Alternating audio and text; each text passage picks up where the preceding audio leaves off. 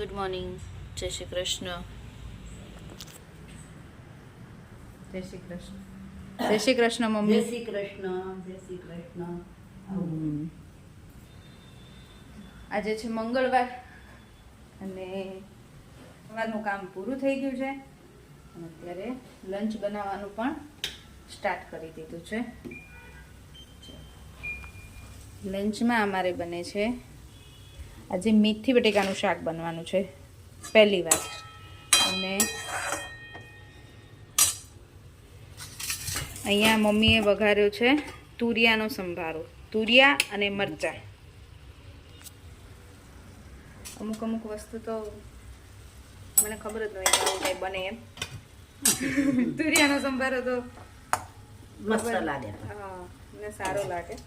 જો મમ્મીએ વઘારી દીધો છે. આમાં વઘારમાં શું નાખ્યું હતું મમ્મી?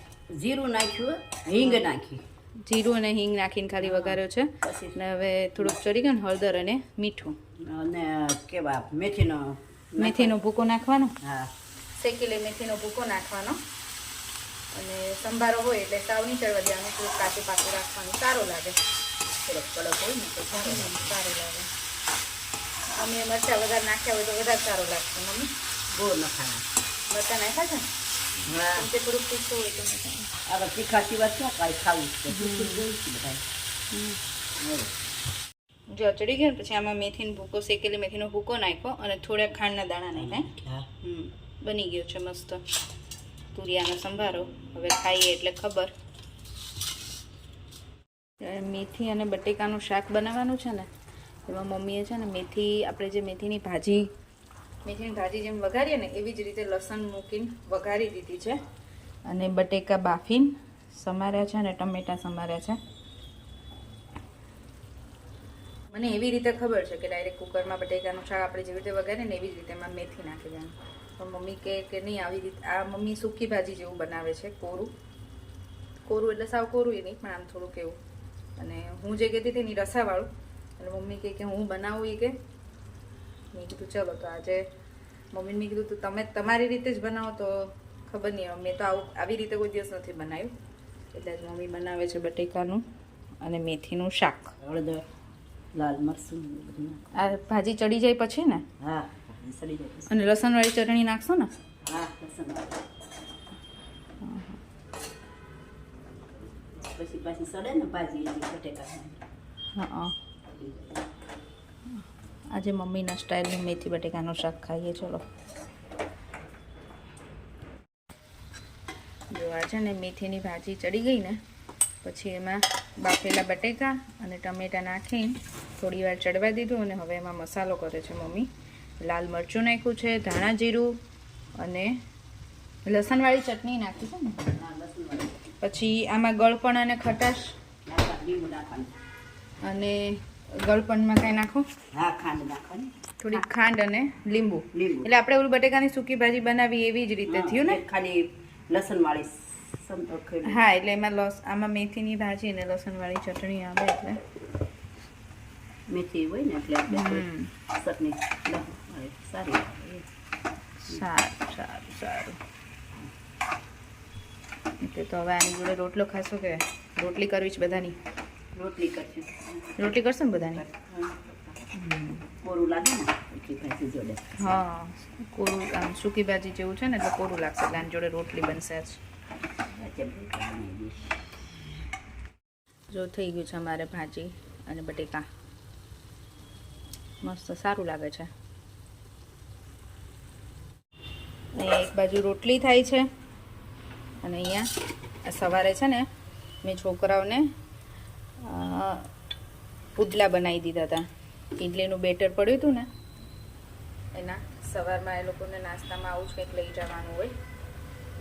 ઇડલીનું બેટર થોડુંક રાખ્યું હતું, સવારમાં પુડલા બનાવી દીધા હતા. એને ઉત્તપામાં તો આપણે ઉપરથી નાખીએ ને તો એવું તો કાઢી નાખે, એટલે હું શું કરું આમાં અંદર જ નાખી દઉં ઓનિયન ને એવું બધું, અને પછી આવી રીતે પુડલા કરી દઉં ને એટલે ખાય. તો હવે થોડુંક વધ્યું છે ને તો અત્યારે બનાવી નાખું એટલે ચાલશે, ખવાઈ જશે બધું.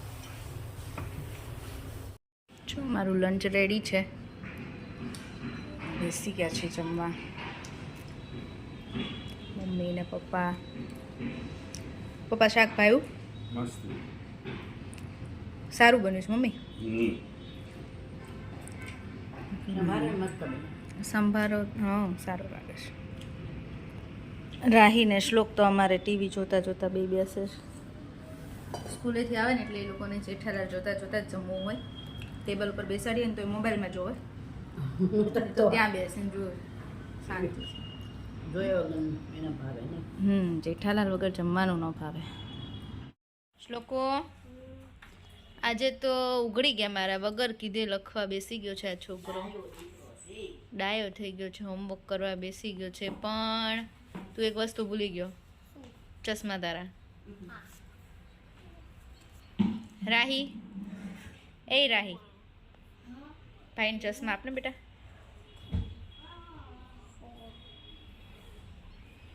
તારે ટીવી જોવું છે ને?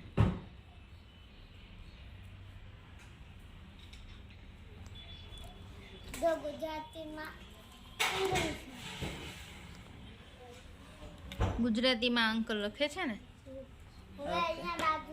જો કેવો સ્માર્ટ બોય લાગે. મને બહુ ચશ્મા પહેરે ને એટલે એવો ડાયો ડાયો લાગે ને એમ થાય કે આ છોકરો કેટલો ડાયો હશે. હે શ્લોક? સિન્સિયર બોય લાગે તું ચશ્મા પહેરને. હા બેટા, આપણને જોડે જોડે બોલતો જાય. 1 2 3 આવડે છે ને? આવડે છે ને? પણ 1 કેમ લખાય 2 કેમ લખાય એ શીખવાનું. શીખે છે ને? ઓકે, આ લખો. જો લંચ કરીને તો ફ્રી થઈ ગયા, કામ પતાવીને. હજી આ કપડાનો ઢગલો પડ્યો છે વાળવાનો. હજી તો વાસણ ને પોતા કર્યા. કપડાં વાળશું. બપોર વચ્ચે એમ જ ટાઈમ પાસ કરવાનો. અને શ્લોક આજ તો હોમવર્ક કરવા બેસી ગયો છે. વધારે છે નહીં આજે શ્લોક. એટલે અત્યારે થોડુંક કરશે, પછી પાછું થોડી વાર રમશે, પછી પાછું સાંજે કરશે. એવું કરશે. અત્યારે હવે ડિનરમાં છે ને છોકરાઓ માટે પરોઠા બનાવું છું. બરાબર. આ એક મેં ટ્રાય કરી હતી લચ્છા પરાઠા બનાવવાની.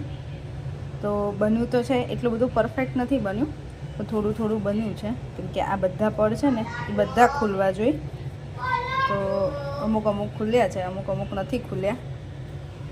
એટલે ટ્રાય કરે તો આપણને ખબર પડે ને કે બને છે કે. શ્લોક આપું હો બેટા, ગરમ આપું છું. એટલે ટ્રાય કરી મેં. કેમ કે બહુ ટાઈમ પહેલાં એક વખત બનાવ્યા હતા. ત્યારે તો હું લગભગ 8મું 9મું ભણતી હોઈશ. અને એ મને શીખવાડે ને મારા ભાઈ.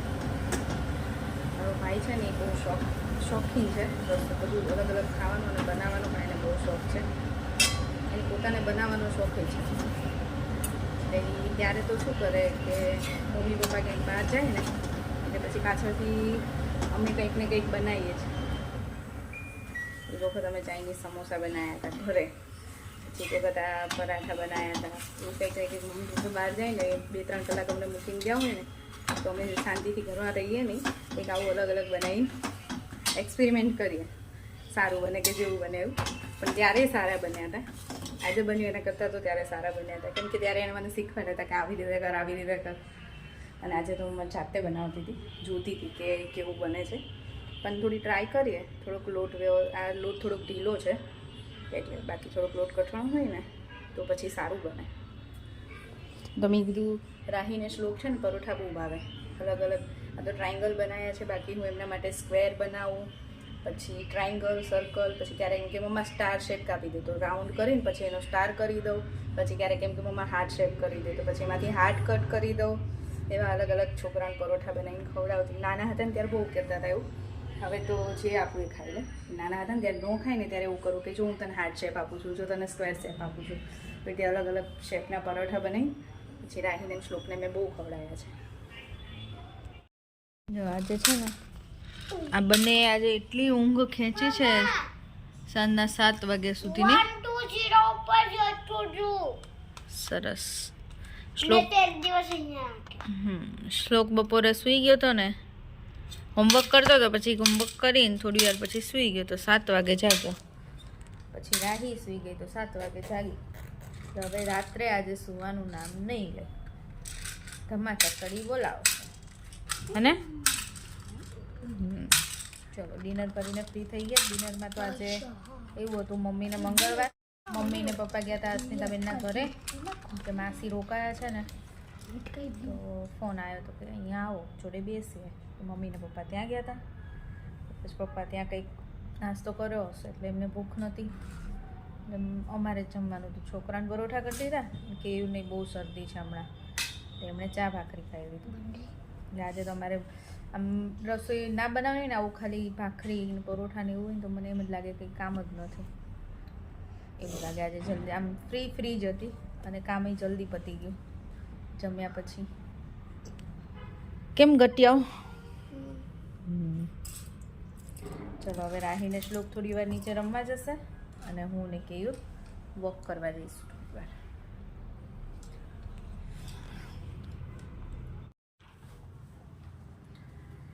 છોકરાઓને તો માંડ ઘરે ચડાયા છે 11 વાગે.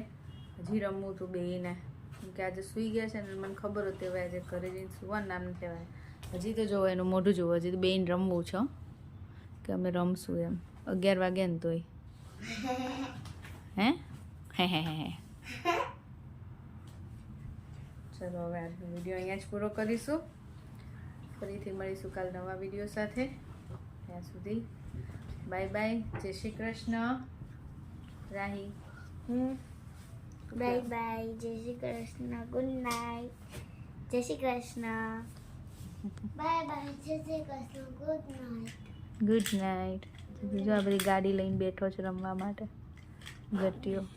મમ્મા જો આના જય શ્રી કૃષ્ણ.